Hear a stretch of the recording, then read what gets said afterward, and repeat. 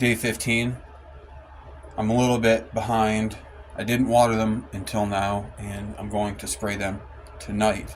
I see a couple others that are starting to produce resin, and they're still praying. Some of them are now getting almost 1100 par.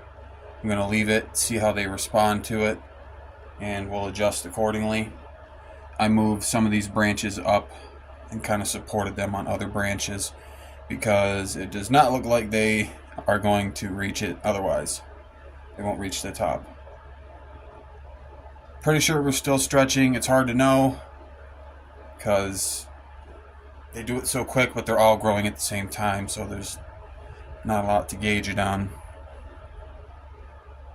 But we'll check back midweek or late week with another update. Day 19. I just gave each toad a gallon of water, and we did spray them on the evening of day 15, I think it was, first day of this week. And the leaves did curl up a little bit, but they have since uncurled, and I can't tell that anything has happened. They are looking so healthy. No additional food has been added. They're just going off of what was in my super soil, plus they're definitely in that nutrient layer, and that might carry them all the way. They're looking so healthy. I don't think I will top dress them with anything, because even if they began to fade next week, that's halfway through their flower cycle. I think they'd get a really good fade by the end too. So we may hit them with one compost tea, but I'm a little scared to do that. I don't want to burn them like I did the Zupa, as you've seen. They're just doing so well, I want to leave them, but this is water only. I'm excited. We are blasting them right now. At some of these lowest points, they're getting about 800, 900 par. Up to these top points, it's about 1200, 1100, 1200 par, and they're taking it. I think being in the large container, having a lot of water, and being at such a high temperature and humidity is really helping them. They're loving this right now. At the end of this week, we're going to cool things off, dry them out. Look at the pistils on this one, just ropes.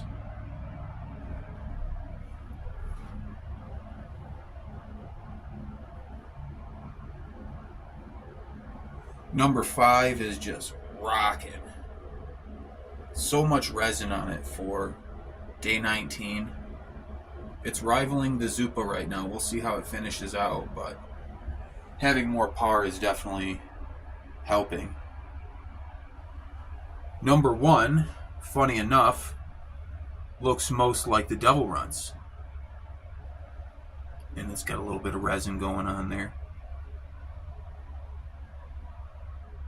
And this looks like my usual week 4, like beginning of week 4. We are going insane right now. Definitely adding more par was the way to go. That's really the only thing that I'm doing different. They have a little bit more food, but it's pretty much the same way I've been growing these this whole season, actually. So that's the secret. Make sure you blast your lights. Get them to 800 to 1,000 par, and you're going to be in it. Look at this. This is after I came in and trimmed quite a bit off. Probably 40% of the plants went. Absolutely stacked with flowers. And this one right here, the one that popped last, but was also closest to fully re-vegging, this one has stretched the most. Upwards and outwards, she's really bushed out. But these other ones have stayed shorter, and I'm wondering if that's their genetics or the fact that they weren't fully reverted, because it looks like they stopped stretching already. I'm making this as an update, just to compare to see where we actually stopped stretching at.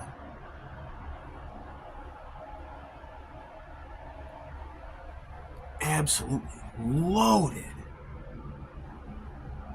It's coming up time for their final defoliation. They might need one little defoliation after that, but the final major defoliation, probably day 21. If I confirm that they have stopped stretching, it'll be day 21, maybe day 22. I don't anticipate they'll keep stretching. They already look like they've slowed down. They got pretty big, though. You remember how small they were. They're probably about 2 feet each plant. The smallest one maybe just under, and this tallest one maybe just over 2 feet.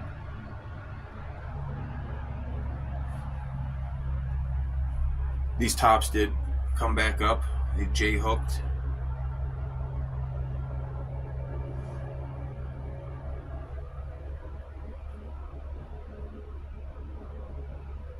This one looks like it's going to have enormous buds.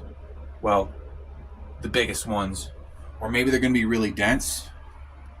There's just something to that plant. It looks like it's going to have some really nice buds either way. They're all going to have nice buds, but that might be the best looking buds. This one's going to be the frostiest. This one is Devil Runtz dominant, I think. And then this one is Skunk dominant. That's my prediction. So we'll see. We'll see how they turn out come week 8. Day 21.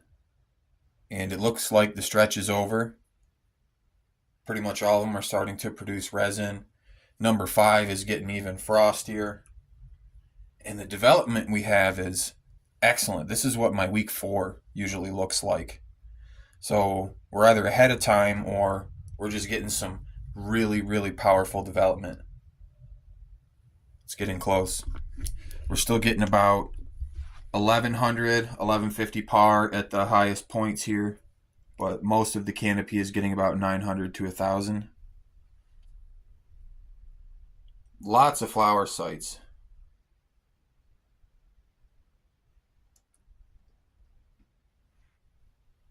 I apologize for the flickering. This light is weird. Look at down there, the back corner. Even all the way down there on the plant, we have some crazy looking flowers. That one looks like it'll have some nice flowers too, nice and fat or nice and dense. Number 5 is still rocking. We need water today. They've been continuously chugging. They're about to slow down a little bit. Maybe. It depends on how they start to stack. But we're going to give them each a gallon tonight. You can see how dry the soil is. And this will be either gallon 3 or 3.5 each tote. So they're still full steam ahead. And you would think that because this tote lost a plant that it would be drinking less. That's not the case. It's still drinking just as much. I am just mesmerized by the size of number 8 here. This is a very large plant. She's kind of taken over, I'd say, about a third of this tent. She's almost the entire third of this tent. It dwarfed the one behind it and this one next to it, which is okay. I'm just trying to find out how they act, because they might go outside if they are what I'm looking for, especially if they flower really fast.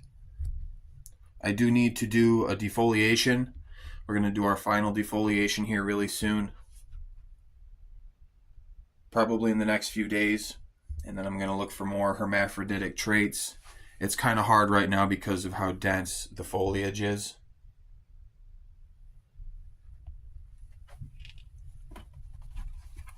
So it's been pretty hot. I put a different working one here. So it gets up to about 90, 66%. And that's at nighttime. It's still pretty warm at night. Right now it's 86 and 45. The humidity is a little bit lower because the tent is open. It's usually in the high 50s, low 60s. And you can tell they're enjoying it big time. They're a little bit sad. They need water right now. I'm going to give that to them once we're finished here. So stay tuned. Every Saturday, we're going to continue to upload this series, and every Wednesday, we'll be uploading the Zupa. So stick around.